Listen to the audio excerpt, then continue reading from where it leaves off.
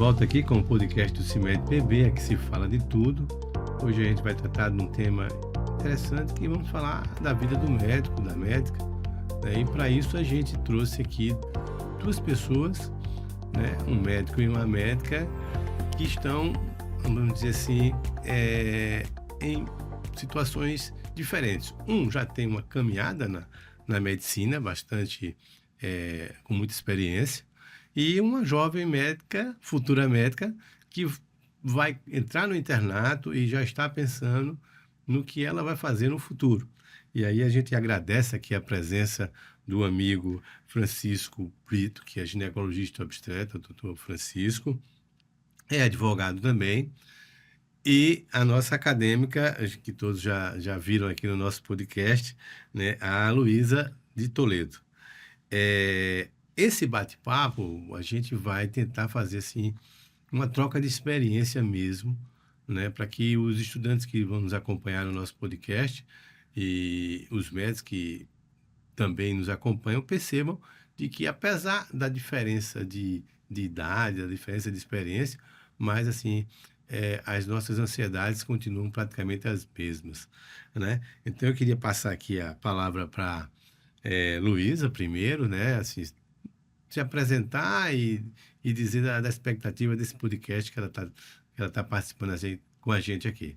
Luísa, fica à vontade. Boa tarde, pessoal. Me chamo Luísa Toledo, como o doutor Tarcísio já adiantou.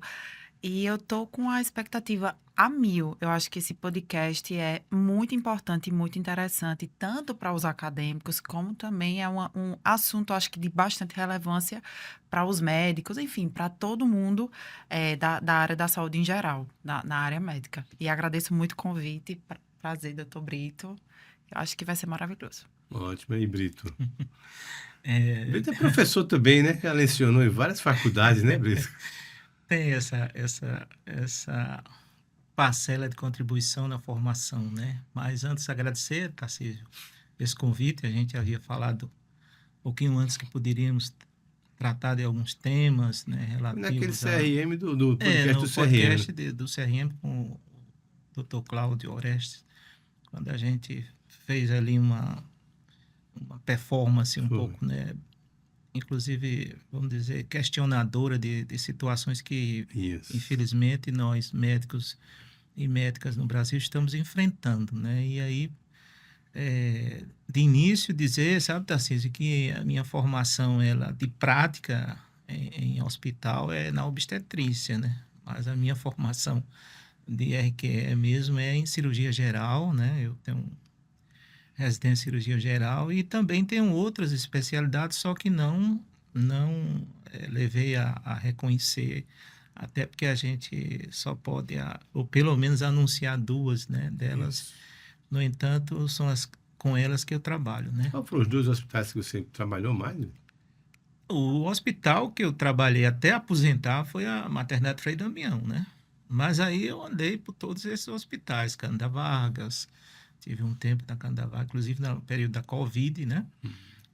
O Edson Ramalho, quando nós, acima de 60 anos, fomos transferidos, né, para o Edson Ramalho, eu e outros colegas, e ficamos lá, e retornei a Frei Damião já no trabalho ambulatorial, e aí, como o tempo chegou, né, então me aposentei, estou aposentado aí desde fevereiro desse ano, né. Coisa boa, eu vou chegar nessa hora. É uma experiência, Tarcísio, aposentar muito estranha, sabe? Muito estranho. Mas Acho que é até parecido com a lei da inércia na física, né? Você veja que meu ritmo era sexta, sábado, domingo, né? Plantões. Já bastante anos que eu militava na sexta, no sábado, no domingo, plantões praticamente seguidos, finais de semana ininterruptos, né? E de repente você está aposentado, né? Neto Leite era seu... Chegou a ser um dos anestesistas, mas aí Neto Leite tá bem, faz uma viagem agora para Dubai recentemente. Neto tá sempre viajando, conhecendo o mundo aí. Ele e Luciano, né? Isso é bom, ele e Luciano.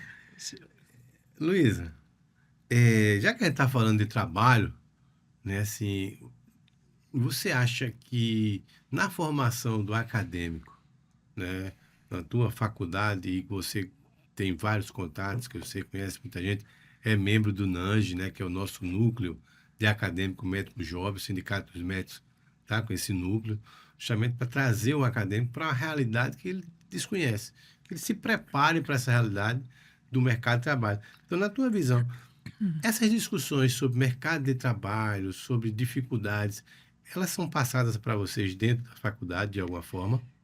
Então, doutor Tarcísio, assim, sendo bem honesta, não. Não de uma forma clara, objetiva. Alguns Tem professores, alguns professores que chegam lá, ó, gente, tá acontecendo isso, não vá para esse caminho. Às vezes a gente questiona também e eles falam, mas não é uma coisa clara, não é uma coisa que de fato a gente tem esse clarão na cabeça da gente. De dizer, ó, gente, é dessa forma, tá dessa forma, vamos ver o que a gente consegue fazer. Tanto que eu falo sempre ao pessoal, gente, é muito importante a gente correr atrás, a gente fazer parte de ligas, de ligas, núcleos, de absolutamente tudo. O NANJ é muito importante, porque eu que estou dentro, eu consigo ter, eu acho que uma visão bem mais clara do que a maioria dos acadêmicos, do que a maioria você das sai da pessoas sua tem. caixinha, né? Literalmente. E olha que é uma coisa que é impactante, porque a gente vê realmente como é.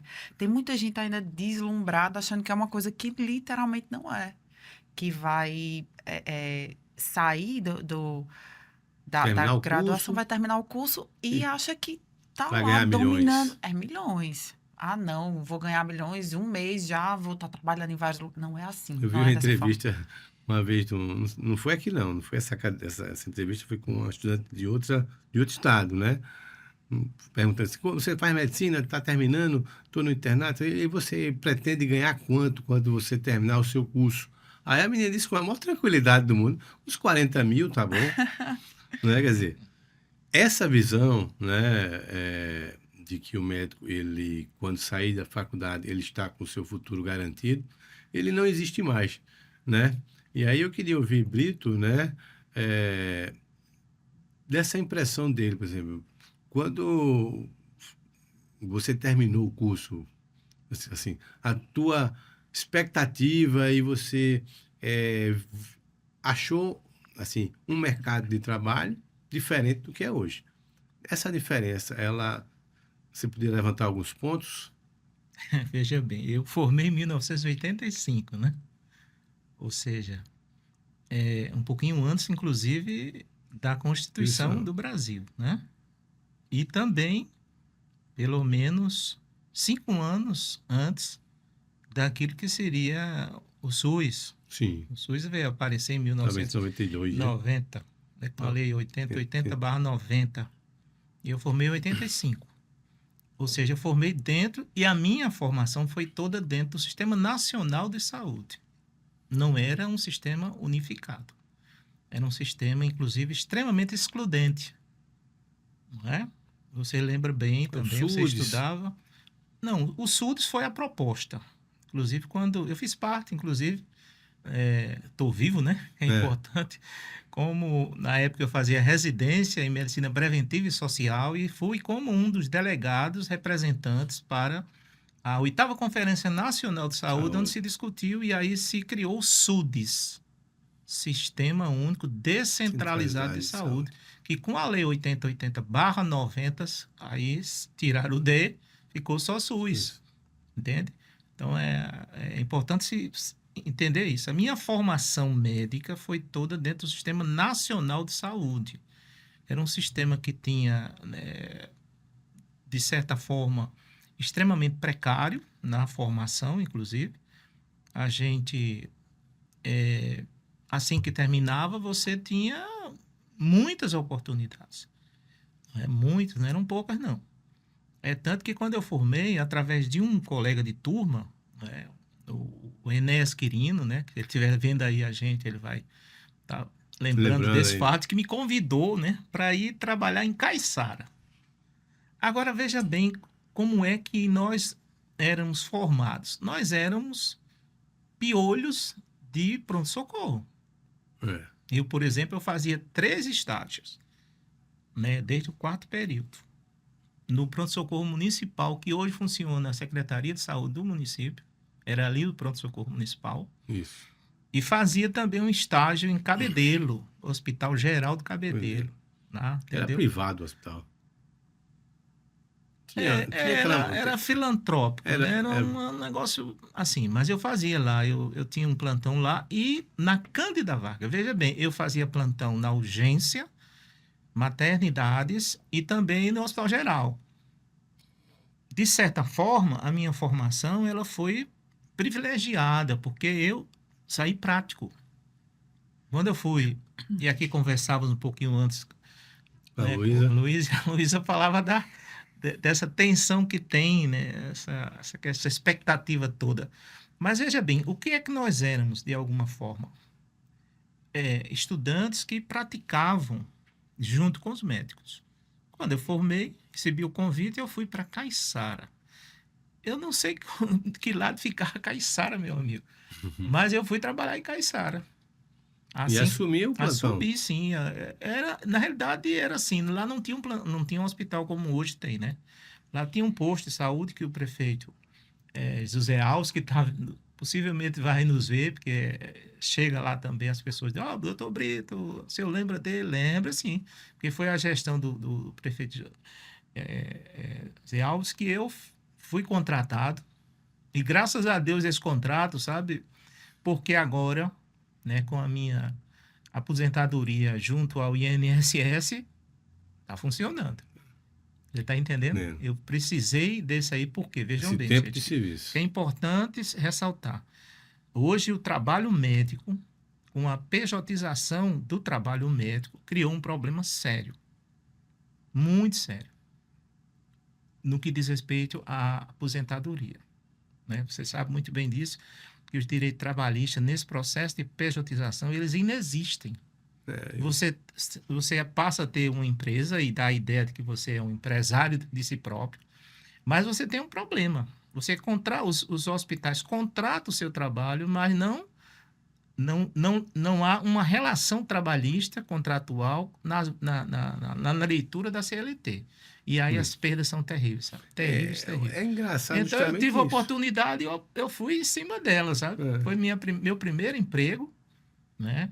Já como médico, razoavelmente, salário razoável para a época, entendeu?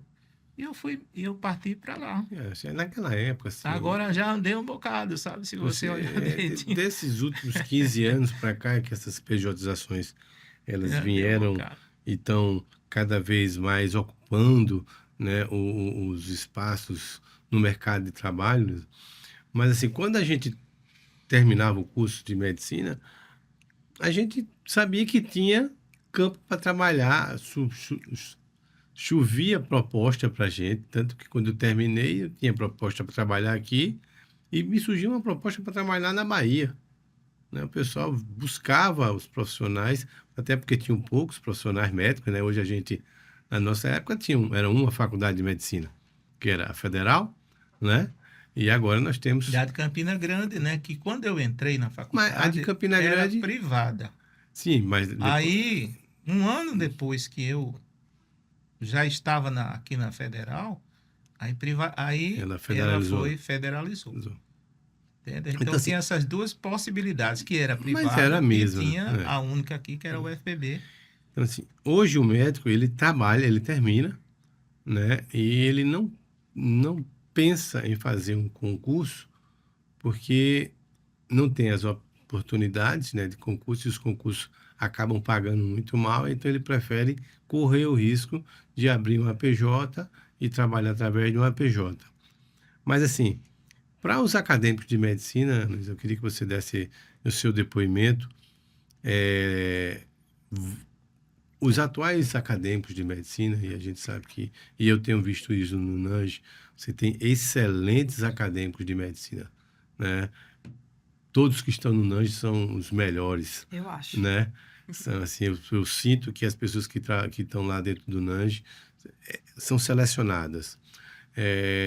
Mas a gente tem muito estudante de medicina que não quer nada com nada. Na nossa época também tinha, mas era bem menos. Né? Mas hoje a gente tem muitos acadêmicos de medicina que não estão preocupados. Eles acham que terminando o curso vão estar com o seu futuro garantido. Né? E acabam se frustrando. Né? Você acha que esses acadêmicos estão preparados psicologicamente para esse desafio que vai ser enfrentar uma realidade que eles não estão sendo preparados? Ou você acha que assim, a cabeça do estudante não tem esse preparo? Doutor Tarcísio, é por isso que o índice aí de depressão, de todas essas patologias Doenças, né? estão crescendo. Mentais. Porque as pessoas têm na cabeça, justamente antigamente, na época que vocês se formaram, de fato, era tranquilo você se formar, você tinha muita opção. Hoje em dia não tem opção. Hoje em dia a gente vê muita gente falando, caramba, saí da faculdade e não arrumei um emprego. Tá difícil, não é fácil. Não. E muita gente entra no curso hoje justamente baseado com o que era no passado, que era uma coisa fácil de se arrumar trabalho, se ganhava bem. Hoje em dia a gente vê cada vez mais o salário baixando, baixando, baixando. Entrando muito aluno, muita vaga, muita faculdade de medicina. Então, assim, tá complicado. Não, ninguém tá, assim, poucas pessoas, 10% eu diria, tá preparado. Eu acho que muita gente Tem tá leiga ainda uma nisso. noção de que não vai ser Não fácil. vai ser fácil. E isso aí Vai você ser. tocou num ponto importante que a gente vê também na profissão médica, né? Devido ao estresse, o cansaço, a sobrecarga, né? O médico hoje, e já está provado que, inclusive, o próprio Conselho Federal, o CREMESP, lançou uma campanha que a médica, ela tem uma perspectiva de 20 anos a menos do que a população geral, né? E o do médico é em torno de 11. Quando você faz uma média, é em torno de 20 para os profissionais da medicina, né? Isso é muito. Né? Por quê? Porque é sobrecarga de trabalho, uma pressão muito grande da sociedade lhe cobra. O médico hoje é vítima, né, vamos dizer assim, de vários processos éticos e civis. Né? Eu estava conversando com o Bruno do CRM, ele até me falou que eu não sabia desse dado, mas ele disse o seguinte, que a obstetrícia é a campeã dos processos, né, onde o médico é levado a, à justiça. Né? Os processos que envolvem a justiça, a obstetrícia responde à campeã em número de processos. Então, isso tudo dá uma sobrecarga no médico e que esse médico ele acaba não suportando e adoecendo, né? Hipertensão, diabetes, né? Problemas de AVC, né? São casos muito frequentes na nossa profissão. E isso, né, tem, vamos dizer assim, acendido um alerta no próprio CRM daqui, que está fazendo uma pesquisa atual para levantar justamente a qualidade de vida do médico paraibano, né? Na tua visão, Brito, você acha que a gente poderia reverter isso de alguma forma ou é uma coisa que não tem como reverter mais assim, do ponto de vista de segurar essa quantidade de médicos que estão sendo formados? E aí eu já puxo o link para a questão da prova de proficiência. Eu falei um pouco sobre essa questão da prova de proficiência, um pouco, né? Porque eu acho que é um tema que tem que ser debatido, tem que ser discutido, não pode chegar assim, implementar as coisas tão somente. É tanto que a gente está no movimento nacional, vendo os deputados, as pessoas que estão diretamente ligadas, né, o projeto de lei que vai em caráter... É do astronauta. É um dos, né? Porque transita no Senado e transita, é bicameral, transita também na Câmara dos Deputados, né? Existem 2 projetos que é como se dissesse, a coisa já está bem encaminhada e possivelmente vai se instituir, né? Agora, veja bem, a base de leitura que é feita é errônea. Eu até falei sobre isso aí. Por quê? Porque eu fiz OAB, né? Eu tenho OAB, eu fiz exame de ordem.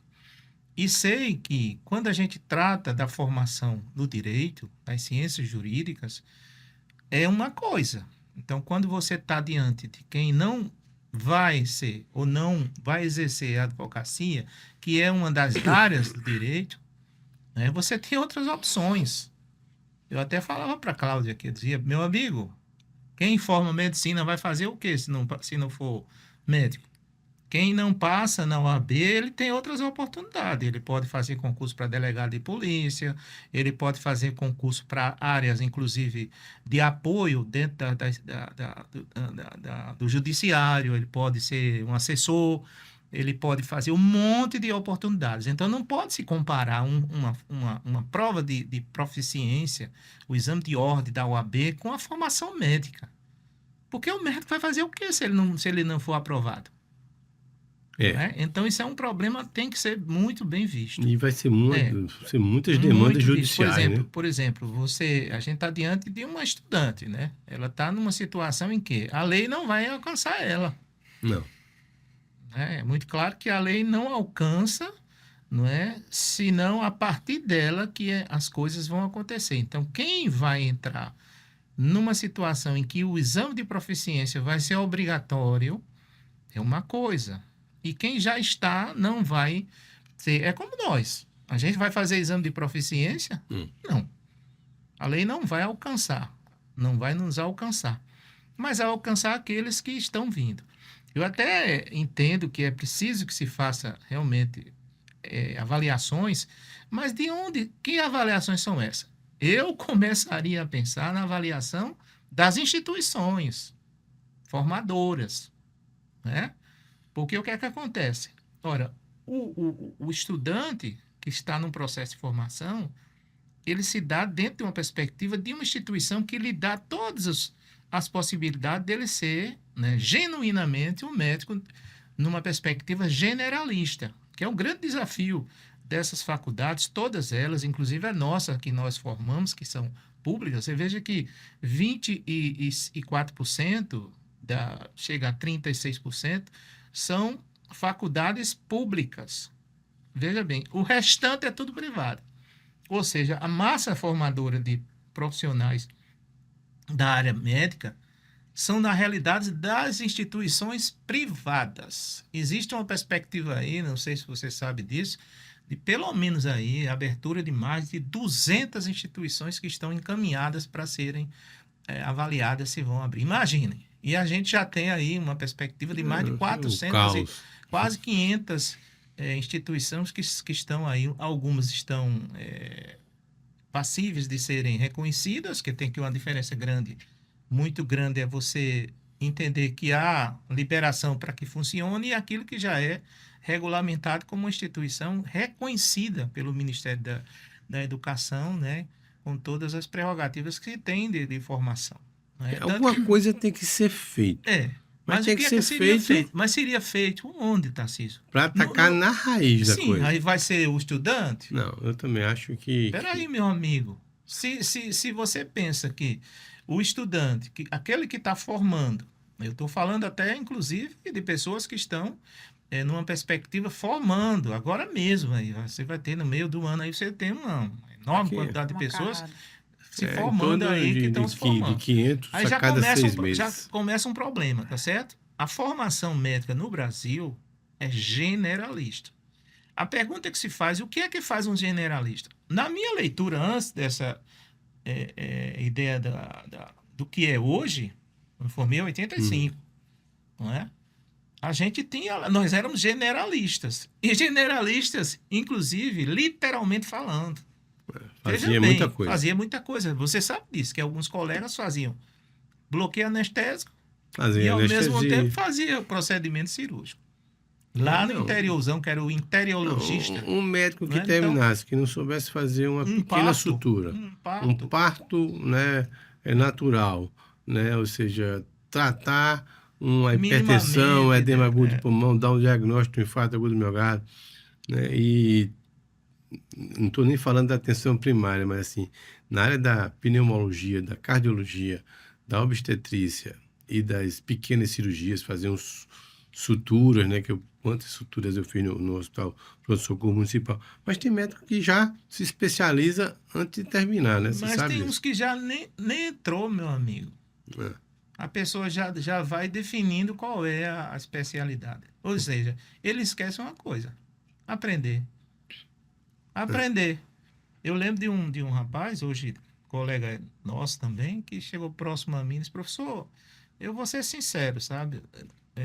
À época, eu fiz parte da formação da Integração Serviço Ensino e Comunidade, chamada ISEC, lá na FAMENE, e a leitura que eu entendia da importância dessa integração, serviço, ensino, comunidade, era que o médico, desde o primeiro momento que ele entra numa faculdade, até um pouquinho antes, né, que seria o 8º período de entrar no internato, ele teria que ter uma leitura muito, vamos dizer, próxima daquilo que é o próprio Sistema Único de Saúde do país. Como formar? Para que formar?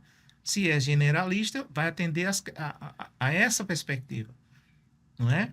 Então, era assim que eu penso, e assim que eu pensava, e fiz parte dessa formação da integração. E aí, veja bem, pasme, né?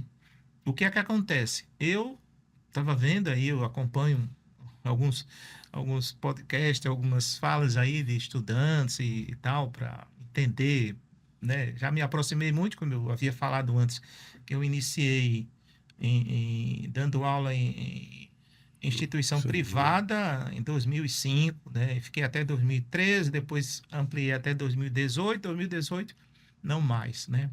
Mas veja bem, eu faço a leitura daquela que é uma formação que eu tive em escola pública, também muito precária, você sabe disso, a gente tinha muitas dificuldades, a gente não Parte pode... prática era muito difícil. Muito difícil, e a prática você tem que ir atrás, Hoje em dia tá assim também. Eu acho. entende? Né? Hoje é complexo, né? Porque você não vai pegar estudantes né, e vai colocar nos hospitais, lembrando que existe todo um processo Porque para não que isso cabe todo aconteça. mundo, né? Não cabe Nem comporta, entendeu? E é preciso que haja, vamos dizer, processo de engajamento das instituições que não têm necessariamente as faculdades, elas não têm que ter um hospital, mas elas têm que ter campos de estágio. Sim. E o campo de estágio básico, dentro da perspectiva das próprias diretrizes do SUS, são as unidades hospitalares públicas, todas elas, da UPA, Unidade de Saúde da Família, né? A própria perspectiva, assim tá entendendo? Que eu Que vejo poderá ser vista como um campo de estágio. Uma coisa que eu vejo que hoje as faculdades privadas e públicas estão investindo, né, são nesses centros de simuladores, né, que simulam quase uma realidade, né, de um leito, de um paciente, né, porque assim, na nossa época não tinha essa tecnologia, não tinha os bonecos, as veias, o cara respirando. Eu sei que não chega muito perto da realidade, mas na nossa época, eu me lembro que eu fui fazer a primeira massagem cardíaca numa parada cardiorrespiratória que eu não tinha feito em ninguém, eu tinha visto, na verdade, no slide. Ou seja, eu saí do quadro negro na época, né, para a prática. O estudante hoje ele tem uma chance de passar num boneco, né, para não... Até quem fala aí de algumas faculdades de formação aqui fora do Brasil, né, não vou falar em qual país aí, que é toda feita com boneco, né? Tá entendendo? Você vai fazer uma punção, você vai fazer um catéter, passar um catéter, de repente fazer procedimentos, é tudo, né? Veja bem, eu vejo isso como uma vantagem. Eu sei que é uma crítica, mas assim, pela grande quantidade de escolas, não tem como você colocar esses alunos todos no pronto-socorro, numa enfermaria, né? Então, eu acho que isso, sendo feito da forma correta, né, ela é uma vantagem para o aprendizado dos alunos, né? Porque a gente via no livro, né, ou numa transparência, na época, né, e saía para... Tinha duas formas de você ver as coisas no professor, né? Na realidade, tinha lá, inclusive o professor tinha uma gratificação por pó de giz, porque, literalmente falando, usava giz, né? O quadro de giz, fazia o giz. Luiz, e o professor... não pegou essa, não. Nada. Não tem giz, não, né? Não, tem giz não. Agora é pincel, agora você faz com você pega lá um... Por isso que, assim, a tecnologia... É ótimo, excelente, entendeu? É muito bom. Eu lembro, sabe, de uma situação... Agora, tem gente que exagera também, né? Eu vi recentemente uma reportagem num desses programas até que fazem um jornalismo de péssima qualidade, mas estava lá, né? Na hora do atendimento, o médico, já era um jovem médico, mas ele estava procurando no Google, né? Sim. O chat GPT também, né? Ou seja, Sim, mas veja bem, meu amigo, esse aqui é o problema. Sabe o que que eu acho que é o problema? Eu, você sabe também muito bem que até pouco tempo eu estava fazendo, era preceptor, né, e tal. E nas minhas preceptorias, eu usava a regra de Nagel, você sabe o que é regra de Nagel? Para identificar a Já. idade Não, gestacional a não. partir da data da outra menstruação. Aí Nossa, você vai somar mês a mês, data a data, e dizer, bom, sua gestação está com 240 semanas, 40 dias, desculpe. E aí você daria o quê? Você teria menos de 40 até semanas de pela altura gestação. do fundo do útero a Não, gente são tinha. dados. Aquilo ali são dados, já dados do exame físico. Mas eu estou falando de você pegar e perguntar qual foi a data da sua última menstruação. Aí você vai lá, coloca a data e usa a regra de Nagel e você tem, somando dia a dia, desde o então até o presente momento, você tem a ideia. Então são 280 dias, uma gestação de 40 semanas. E aí eu tenho a ideia. Depois é que eu vou para o exame físico, aí eu vou fazer as manobras de Leopoldo para saber a altura do fundo uterino, posição do dorso fetal, encaixamento da cabeça, posição. Você vai fazer essa prática para você ter essa correlação entre a data e tudo mais. Agora, meu amigo, a guria hoje é médica do lado, disse, professor, por que, que o senhor não usa o aplicativo? Eu disse, porque o aplicativo atrofia seu cérebro. O aplicativo atrofia seu cérebro. Quantas vezes, Luísa, eu já estive diante de uma pessoa que eu pergunto a data da última menstruação, ela pergunta ao marido, quando foi, bem?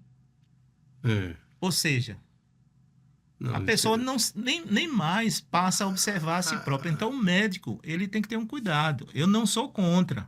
mas não Inclusive, na pode, não se pode perspectiva, tornar escravo, né? não. Você não pode substituir um banco de dados que estão chamando de inteligência artificial. O que é uma inteligência artificial? Não é inteligência nenhuma. Não. Aquilo ali é um banco de dados, né, que é colocado na possibilidade e ela vai lhe dar uma resposta quase que imediata, praticamente. Eu estou usando, por Através dos exemplo, algoritmos, ele vai. DeepSeek, né? É. DeepSeek, aí eu pergunto lá, uma coisa interessante, estou fazendo uma pesquisa, por exemplo, da minha ancestralidade. Como é que eram crianças incas em 1860? Aí eu pergunto, crianças incas tinham os nomes tais, não sei o quê. Responde porque é um banco de dados. Agora, inteligência, minha amiga, é a capacidade que você tem, inclusive, de elaborar, de responder questionamentos, inclusive que são perceptíveis, né? Perceptíveis. Eu estava numa dessas aulas e olhando para, abordando, fazendo aqueles questionamentos e observei a gurizada que estava do meu lado, né? Aí eu disse, vocês observam alguma coisa nessa paciente que chama atenção? Não, professor. Olhe bem os olhos dela. Ela tem uma protusão ocular que chama exoftalmia. Você olhando o pescoço dela, ela tem uma protuberância aí, possivelmente uma hipertrofia, inclusive uma hiperplasia, Hipertiroidismo. um hipertiroidismo. Então você conecta as coisas aí e você vai atrás de uma síndrome. Como é o nome da síndrome? Tá fazendo a prova aqui com a gente. Tá fazendo uma berra. Não, mas aí veja bem, porque você está no certo período, então certamente você já viu. Endócrino, você já viu, né? E tudo isso tem a ver. Aperta a minha mão. Olha, o que é que você sente? Você Vá, deixou. aperta a minha mão. Deixou, professor ainda. Olha, calor. Minha mão tá quente, não tá quente? A minha tá gelada. Bom, aí veja bem, mas a gente tá no mesmo ambiente. No entanto, eu tô com a mão quente.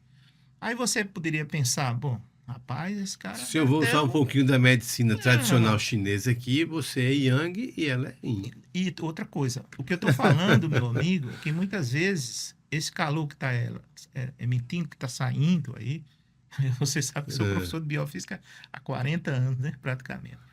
Mas veja bem... É quase um cientista você, Brito. Ele é.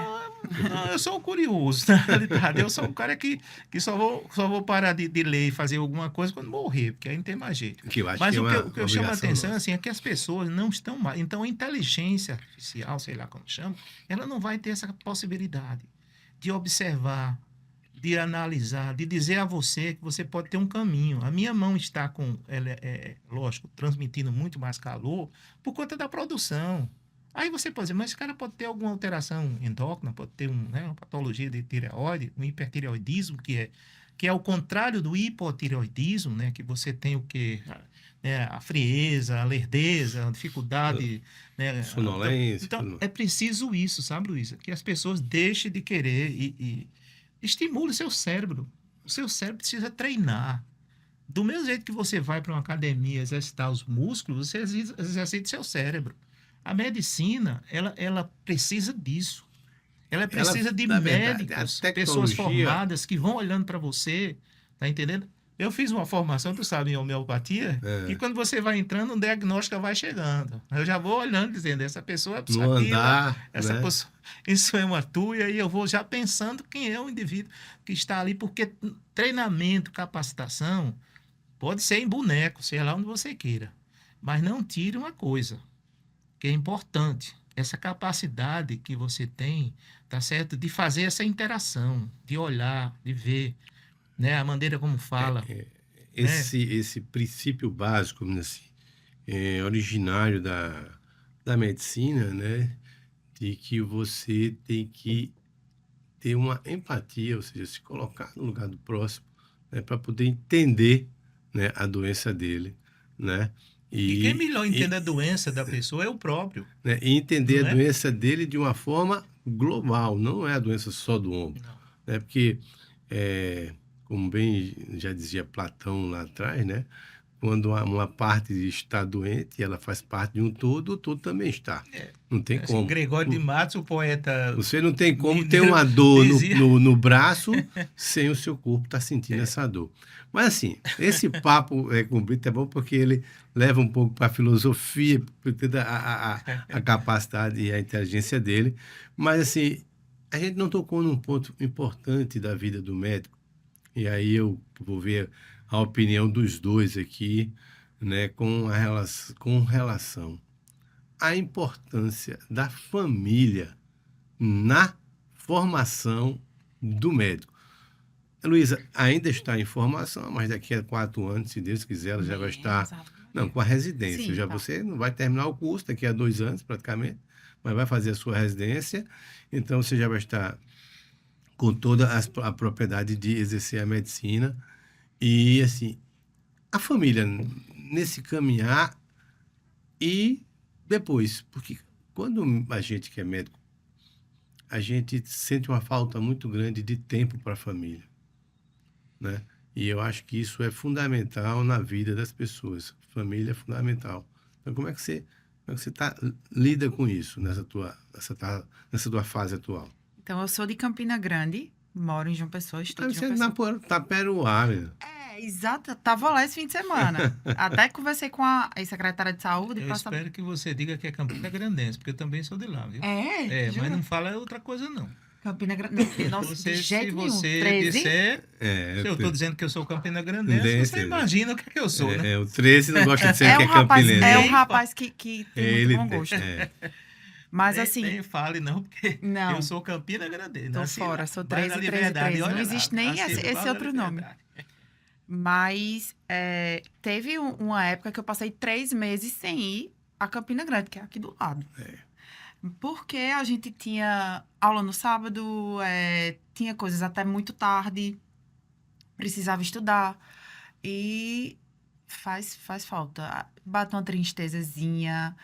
É complicado, acho que tem que ter esse alicerce, principalmente esse contato diário. Principalmente a gente que mora só aqui em João Pessoa, seja de onde seja, de onde a pessoa é natural. Mas é necessário, eu acho Os que... amigos não preenchem isso.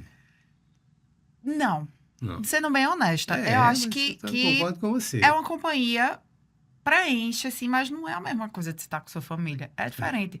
Você chega com uma carga, parece que você botou para carregar e tá 100% quando você vê sua família. Você volta, literalmente, para a selva de pedra. E a sua família ele dá todo apoio no curso que você escolheu, Dá. tosse, Não. né? Mas não Minha família- interfere assim, eu quero que você seja pediatra, você vai dar uma ótima cirurgiã. Não, tem tia Tem- minha que, você devia fazer geriatria, porque tem que cuidar da gente, não sei o que. Olha Não. aí. Tem essas coisinhas assim, mas Ana Alice até falou, GO é bom, GO não sei o que e tal. Mas nada que... Eu quero cirurgia. É uma certeza que eu tenho. Cirurgia geral, depois uma subespecialidade na área de qualquer. Eu iniciei querendo, assim, iniciei já com a acho, pensando muito, assim, no interno mesmo, em neurocirurgia. Eita. Mas eu mudei um pouquinho ao longo do curso, que você vai vendo todas as áreas, e eu me apaixonei pela ortopedia. Olha aí. Me apaixonei pela ortopedia.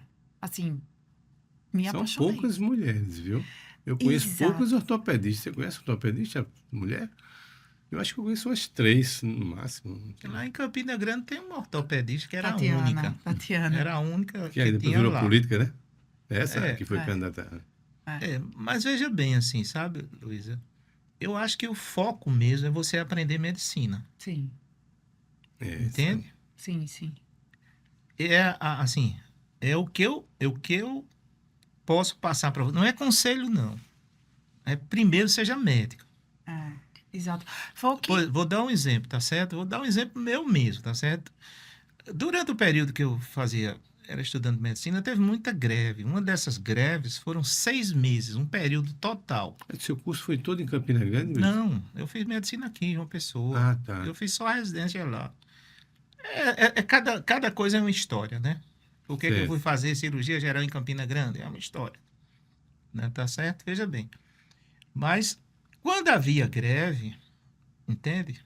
Para mim era horrível. Era horrível. Então, uma dessas greves, assim, durou muito tempo, eu peguei e fui fazer estágio na DIC. Eu fiquei dentro da doença infecciosa do hospital universitário durante todo o período de greve. A DIC ficava lá. Então, eu entrava lá. Eu me lembro que eu fiz aí, se o professor Francisco Ornildo, meu professor, entendeu? Grande professor, por sinal. Grande professor, grande mestre, por sinal. Graças a Deus que ainda está vivo, todos esses professores, que eu tenho 1 ou 2 aí vivos, mas graças a Deus por eles, pela lição dessas pessoas. Então, eu me ocupava, entende? E vou ser sincero, eu não pensava, eu vou ser isso, não. Eu pensava só em aprender. Pronto-socorro, maternidade, fazia os estágios. Tá certo? Então, eu via gente dizer assim, eu vou ser cirurgião, vou ser isso, aquilo. E esquecia de aprender medicina. Que é terrível. Porque você centraliza e acha que medicina é cirurgia. Cirurgia não é medicina. Não. Inclusive, cirurgia não era medicina. Vocês sabiam disso, né? Você pode olhar, existe a Escola de Cirurgia e Medicina do Rio de Janeiro. Porque cirurgia não era medicina. Cirurgia, sabe quem fazia? Não vai falar isso para Guilherme Sarinho, não, que você vai arrumar uma briga. Talvez ele desconheça a história da própria cirurgia. Porque quem fazia cirurgia, sabe quem era? Inclusive, ele lançou um livro recente contando a história da medicina. Pois é, sabe quem fazia cirurgia? Era açougueiro. Era barbeiro. Não era, porque eles eram chamados a amputações. Era quem muito fazia returado, eles tinham habilidades para o pessoal, o Margareth. Mas ele conta isso no livro dele. Mas veja bem, então não era. Depois é que na formação do médico, a cirurgia veio a ser parte da formação do médico. Inclusive das áreas básicas, né? Lembra que a gente tinha 5 áreas básicas, né? Pediatria, clínica geral, cirurgia, obstetrícia, GO, obstetrícia, né? E saúde pública. Eram 5 áreas que a gente tinha essa formação.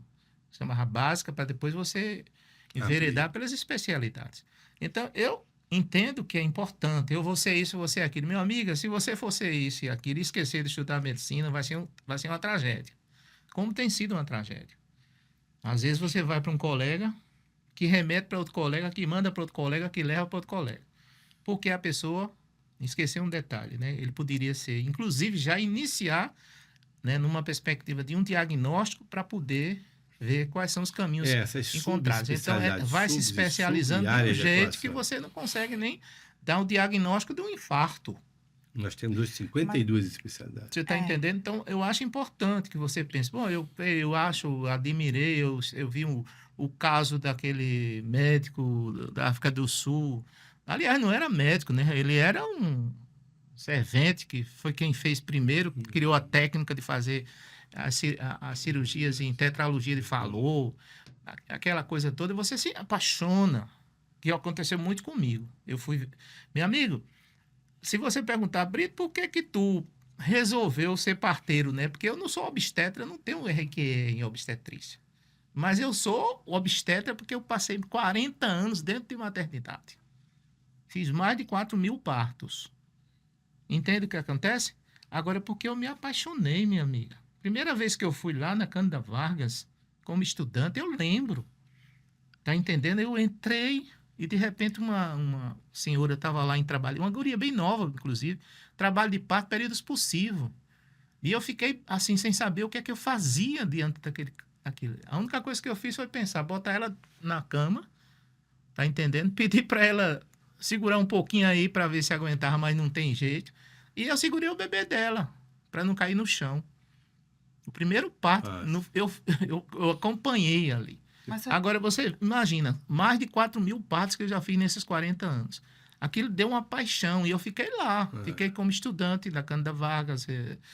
Na época, inclusive, o professor era Vieira, professor Vieira. O pai de Vieira, professor. Foi que chegou lá, ele achou que eu tinha feito o parto, bateu no meu ombro, parabéns.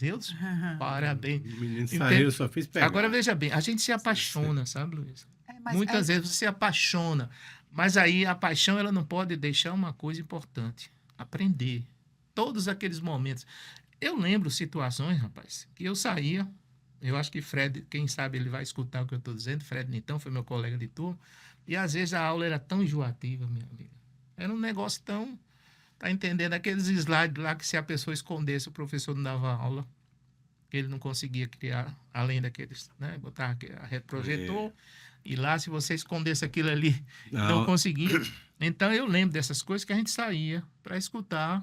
Ele tinha uma vitrolazinha, eu tinha uns dias que a gente ia escutar Geraldo Vandré. Olha, gente, porque não dava.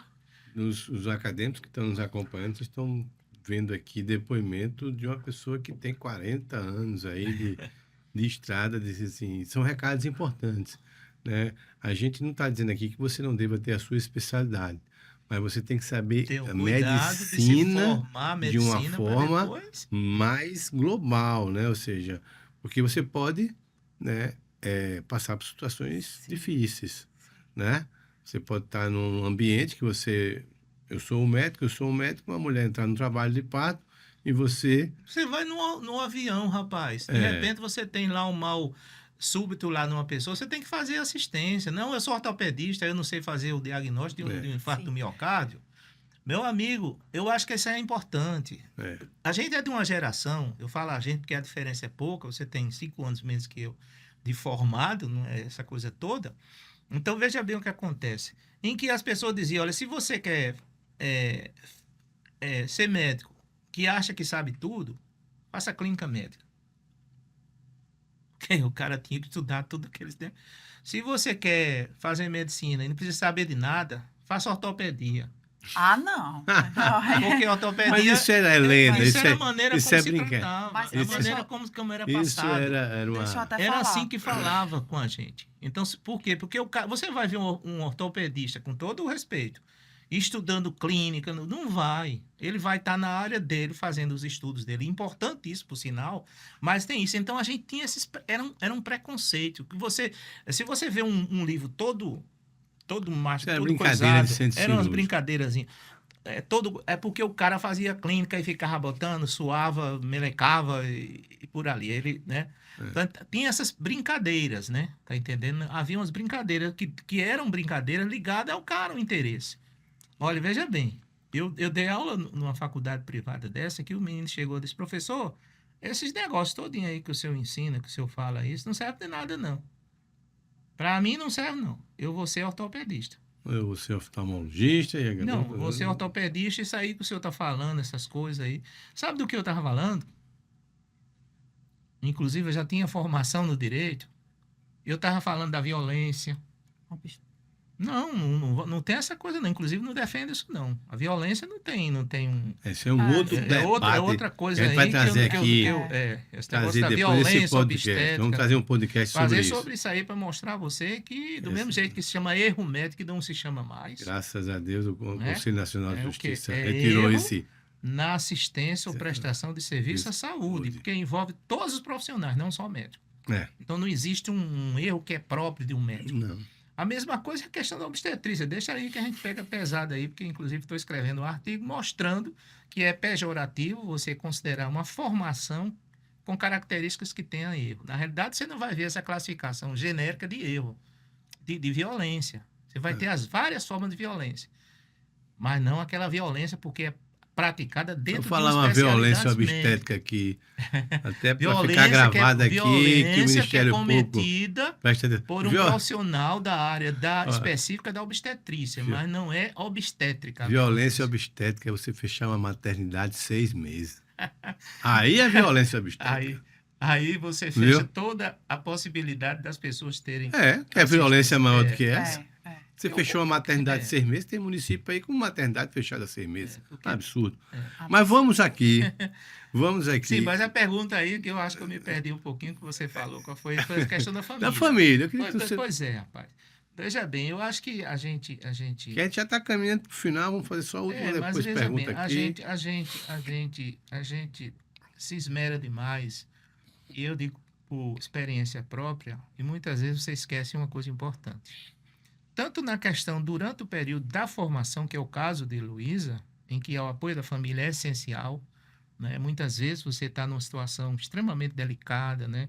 Ferrada com a prova, com liga para a mãe, liga provas, para o pai, liga para o irmão, pressões, liga para a né? irmã, é tão Você bom. está entendendo? Eu, por exemplo, tenho uma filha que ela fazia assim, ela não estuda medicina, ela é de outra área, mas ela fazia assim com o namorado. Ela não vem não porque eu estou estudando, tá entendendo? Eu ficava olhando, não vem Pra não. namorar é difícil. Então, fica Porque- assim, você fica nessa expectativa, né? De se dedicar e ao mesmo tempo ter que dar apoio. Você tem Tem uma mãe, você tem vida, pai, é. você tem pessoas, às vezes, que precisam de ajuda. No primeiro dia que você entrou em medicina, já começa as pessoas a fazer consulta a você, querer saber Não. qual a sua opinião, se medicar para ver se você tá... E aí você sabe que é um estresse tremendo.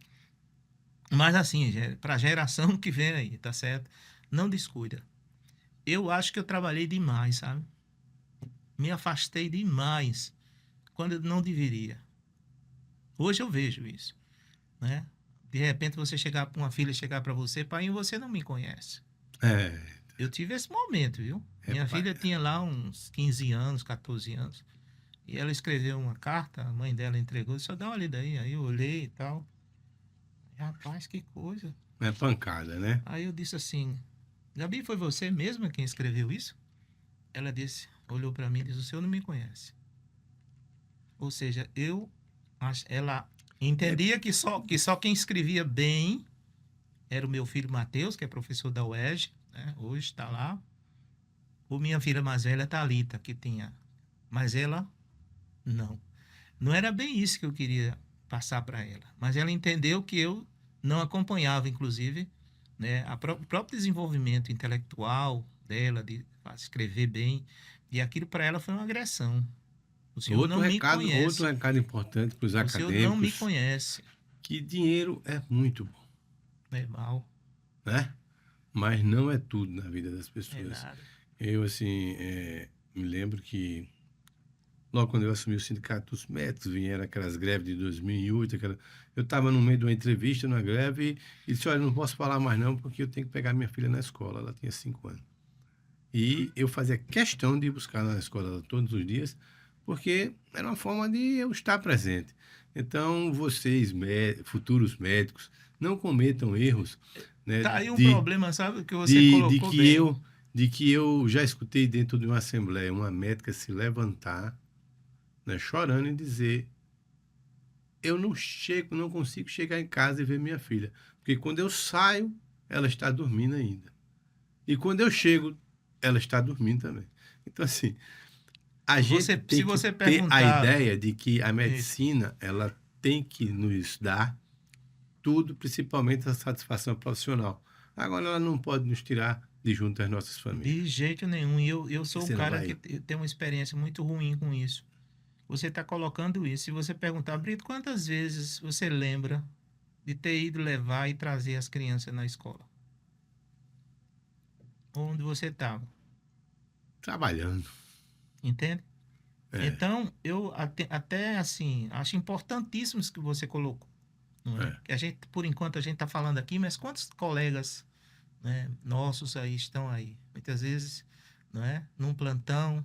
Eu, por exemplo, trabalhei com uma colega, né, recente, coisa recente, em que ela ficava, o corpo dela dentro do plantão e a cabeça dela na casa dela. Você está É, entendendo? Uma jovem médica que tinha que estar em contato com o assim, filho, com a filha, com... eu Meu amigo, é um fico negócio assim que é impressionante. Então, acho que assim, a gente muito pode... preocupado com a nova geração dos médicos, porque eles... E por isso que adoece. Aquilo que você levantou, Luiz, é fundamental. A- os médicos eles estão adoecendo na própria formação, né? E lá fora vai ser pior. Bem pior. Eu tenho assim, que dizer a realidade. O acadêmico de medicina a gente sabe que sofre, é prova, é estresse, e tal. Mas quando terminar a vida de médico, né? Me parece que vai ser pior se nada for feito, porque é uma competição, são poucas oportunidades de trabalho, né? Cada vez mais a precarização, cada vez mais os assédios morais, né? Então, assim, A é, violência, sabe, Tarcísio? A violência contra o médico. Hoje eu até coloquei me dispus, coloquei à disposição desse debate junto ao Conselho Regional de Medicina, que é na questão da violência, a segurança do médico nos plantões, das médicas, a violência e contra principalmente as as médicas, próprias vocês médicas. serão a grande maioria Já dos é, Nós né? somos, profissionais médicos, Já né? é da entrada e da formação. Tá mais de É, 50% das mulheres hoje, né? mas agora em 2025 elas já vão Já ultrapassar. vamos ultrapassar. Ultrapassar. Então, e as violências que são cometidas contra essas mulheres, Isso. né?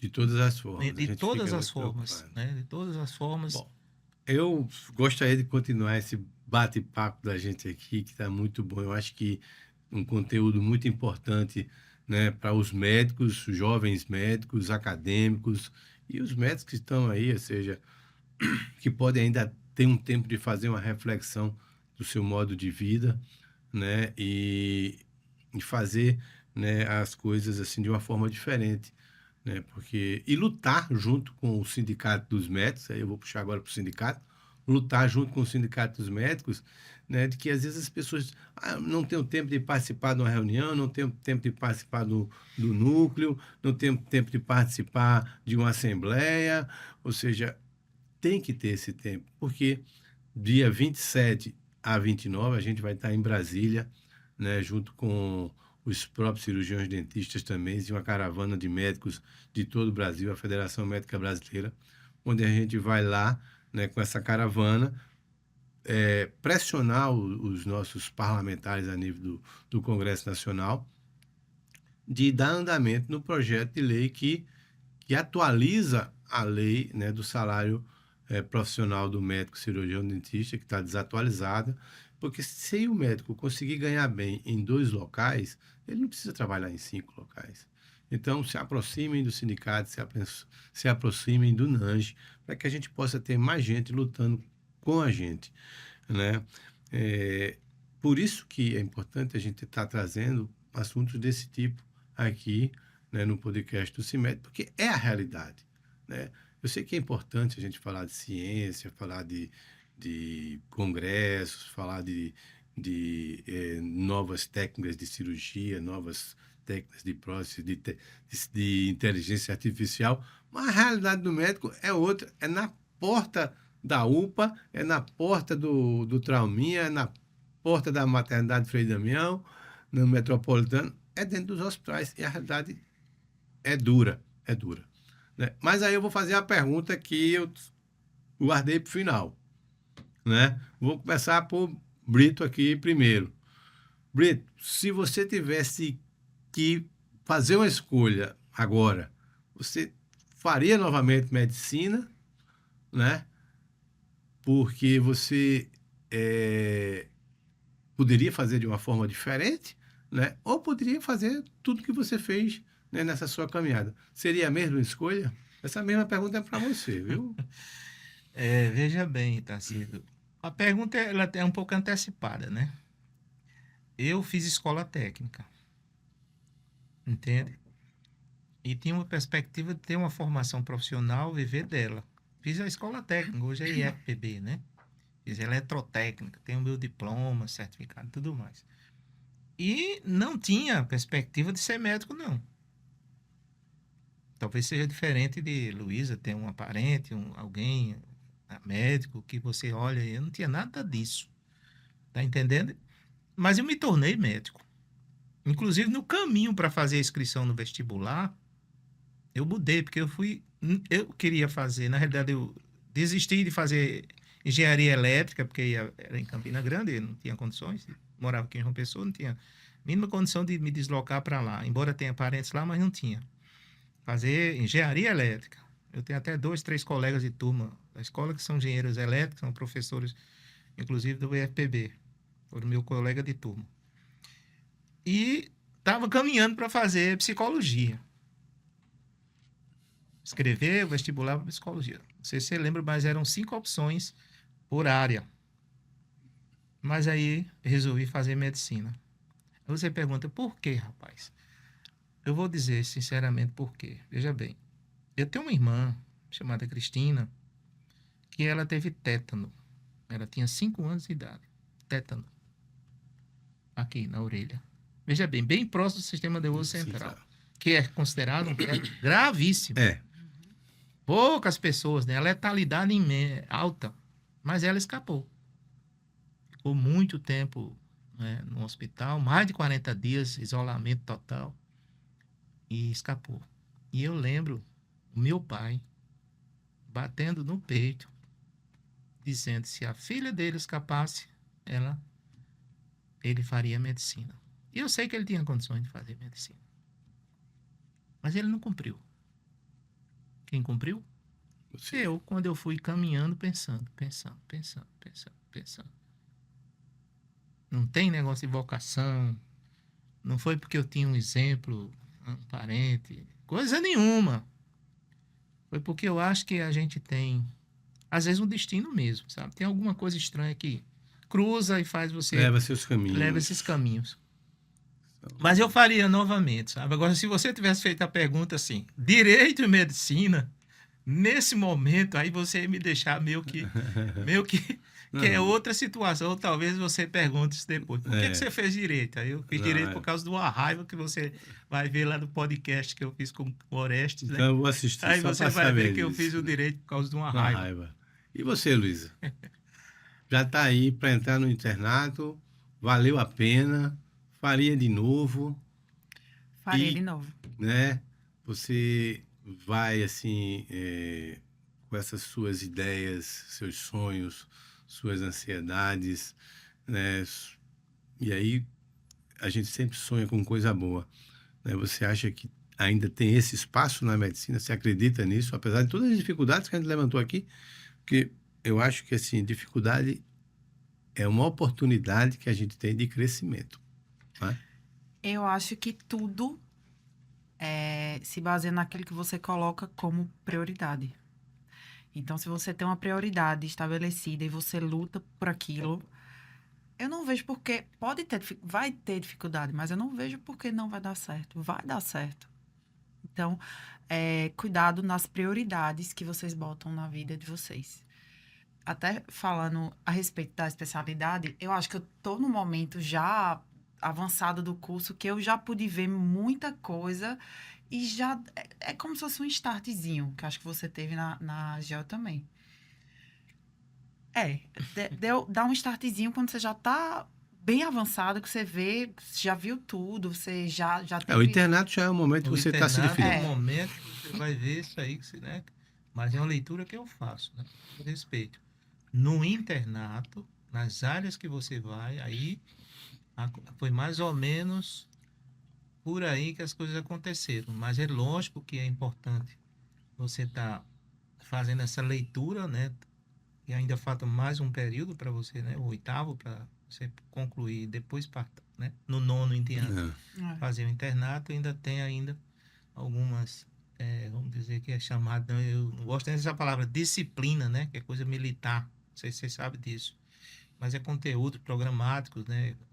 Matrizes curriculares, Sim, né? tem que cumprir. Você tem, mas é muito bom saber isso, né? Mas Você já eu tá conheço um pouquinho se de. Eu alimentando. conheço um pouquinho do Luiz, assim, ela é determinada Que bom. e vai ser uma grande ortopedista, se Deus Senti. quiser. Calma. pra- Deu um né? startzinho, mas calma. Vamos esperar. Senti firmeza, viu? Vai ser bom. Vamos. Senti firmeza na sua fala. Gente, a gente vai encerrar o nosso podcast, né? Eu fico muito feliz de receber aqui o meu amigo Brito e Luísa como membro do NANGE. Dizer para você que a gente vai trazer em outros momentos, né, outras pessoas para falar sobre isso, porque o Sindicato dos Médicos ele tem essa missão. Quando a gente criou o NANGE, quando a gente criou o podcast, foi para trazer pessoas para falar sobre a realidade, né, sobre a situação real do trabalho do médico. E a gente sabe que é muito difícil, mas é muito gratificante também você receber um abraço de uma paciente. Eu sou anestesiologista, né, e eu ficava muito e fico muito feliz, né, quando estou na sala e a paciente ali olha para o anestesiologista e pergunta: doutor, o senhor vai ficar aqui até o final? Eu digo: sou o último a sair. Né? Então, esse reconhecimento dos pacientes, para nós médicos, é o que nos dá, assim, aquele abraço na alma, né? E não tem dinheiro que pague isso. Então, vocês tenham certeza de que o Sindicato dos Médicos sempre vai estar buscando um podcast desse nível, trazendo pessoas desse nível para a gente estar aqui debatendo. Fica à vontade, Brito, para dar suas palavras finais, fazer as considerações e depois Luiz encerra o nosso podcast, né, aqui do CIMED PB, porque ela também é uma das apresentadoras aqui do nosso podcast, Verdade. do NANGE. Brito, Eu só tenho a vontade. agradecer, viu, Tarcísio, esse convite, tá, esse momento. Inclusive, não conhecia a Luísa, né? Fiquei, vamos dizer essa palavra assim, encantado, né? Porque é uma pessoa que tem uma postura de muita segurança e é muito importante na formação médica a segurança, a determinação, capacidade de resiliência, né? E principalmente aquela palavra que você colocou bem, empatia, né? A gente precisa ser empático. A gente precisa sair da nossa postura, né, de expectante, passar a ser, né, uma interação muito mais proativa, muito mais. E eu só tenho a agradecer, tá? E estou à disposição aí. A gente sabe que tem outros debates importantes. outros temas aí que a gente Você pode tem o conhecimento para a gente trazer aqui e debater em debater, outros sem dúvida. momentos. Agradeço. Lembrando, antes de passar para a Luísa, que no dia 1º e 2 de outubro, está um pouquinho distante, mas já é o mês do médico, a gente está com o nosso segundo congresso acadêmico sindical da Federação Médica Brasileira, vai ser aqui em João Pessoa, né? A programação já está fechada, em breve a gente vai estar divulgando, né? Vem núcleos acadêmicos de Pernambuco, Ceará, Pará, Minas Gerais, né? Fora os nossos acadêmicos aqui do nosso estado. E tivemos também a grata satisfação de conseguir substituir o Ceará, porque ia ser realizado lá, mas a 6ª Conferência Internacional de Sindicatos Médicos. E, para nossa surpresa, nós já temos 6 países confirmados: França, Alemanha, Portugal, Jamaica, Espanha e Uruguai. E a gente espera mais países estando confirmados para a gente ter essa conferência que acontece logo depois do Congresso, né? O Congresso é 1 e 2 e a conferência é 3 e 4. Então, né, não botem já, salvem essa data aí na agenda de vocês para a gente ter um grande evento. E aí você agora encerra o podcast, viu? Responsabilidade, né? Mas só tenho a agradecer.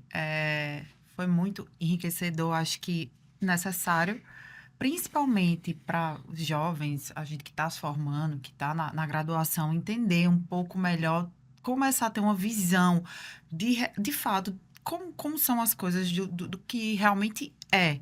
E não ter aquela visão fechada, aquela bolha que é literalmente, daqui a um tempo, vai ficar todo mundo frustrado, achando que era uma coisa e literalmente não é. Então, assim, aproveita e faça o convite. Gente, vamos fazer parte do NANGE. É essencial, a gente tem que correr atrás, tem que correr atrás, porque não tá fácil. Mas também não tá difícil. A gente tem que correr atrás e a gente vai conseguir, vai dar tudo certo. A gente vai reverter essas coisas que são empecilhos que a gente tá discutindo hoje. Mas se Deus quiser, daqui a um tempo a gente vai estar conversando também, mas com outra forma. Se Deus quiser, com as coisas já resolvidas. De forma né? diferente. De forma diferente. Então, eu agradeço mais uma vez o convite do Tarcísio. E, gente, foi muito bom ter vocês aqui. Não deixe de seguir a gente nas nossas redes sociais, né? No YouTube, no Spotify e no site do Sindicato dos Médicos do Estado da Paraíba. Um grande abraço em vocês, um beijo no coração e até o próximo episódio do podcast CIMED PB. Aqui se fala de tudo.